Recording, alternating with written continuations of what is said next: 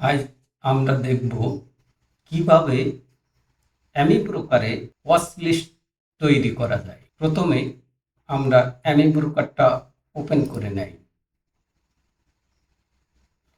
Open করার পর watch list, আমরা বাম পাশে যে ওয়াচ লিস্ট আছে এইখানে ক্লিক করে তৈরি করব।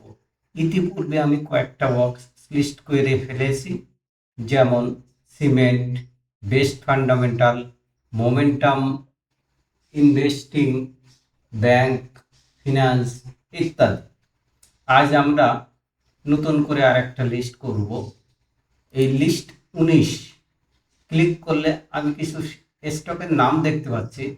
আগে এইটা ক্লিয়ার করে নেই। রাইট ক্লিক করলে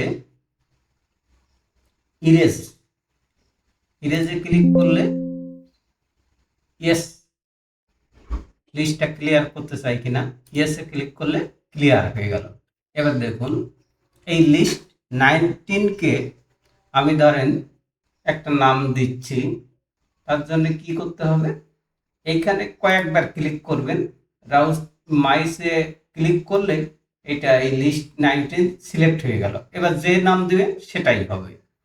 সাপোজ আজকে আমি কিছু স্টক এইখানে নাম রাখতে চাচ্ছি অগস্ট 2026। বাইরে ক্লিক করে এই অগস্ট 2026, অগস্ট 2026-এ যে স্টকটা এই তালিকায় নিব, প্রথমে সেই স্টকটা ওপেন করতে হবে। এই ওয়াচ লিস্ট এখানে ক্লিক করে আগে সব স্টকের নামটা যাতে আসে সেই রকম করে নিলাম। ধরুন এখানে আমি তালিকায় নিতে চাই রুনার অটো, RUNN। রুনার অটোতে ক্লিক করলাম।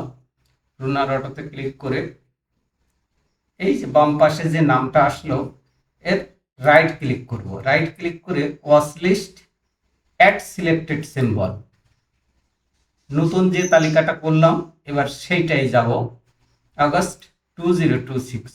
এরপর ওকেতে ক্লিক করব। এরপর ধরুন আরও একটা স্টক আমরা এতে নিব, ব্র্যাক ব্যাংক, BRA লিখলেই এই ব্র্যাক ব্যাংক চলে আসলো।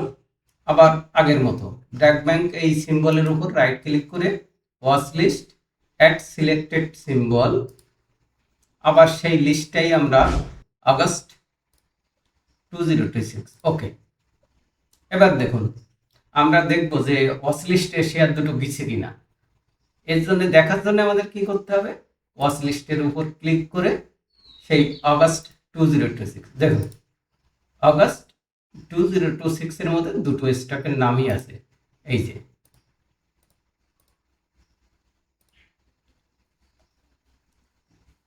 এখন আমি ব্রোকারটা একটু অফ করি। অফ করার পর পুনরায় আমরা অন করি, দেখি স্টক দুটোর নাম পাওয়া যায় কি। দেখুন এই ওয়াচ লিস্ট আগস্ট 26, এই দেখেন দুটোই আছে। অর্থাৎ এটা চিরস্থায়ীভাবে থেকে গেল, যতদিন না পর্যন্ত আমরা এখান থেকে ডিলিট করব। এভাবে আমরা যে কোনো স্টক যে কোনো নির্দিষ্ট মতো ওয়াচ লিস্টের নাম দিয়ে সেই লিস্টে রাখতে পারি এবং আমাদের প্রয়োজন মতে তার চার্টটা ওপেন করতে পারি। ধন্যবাদ সকলকে।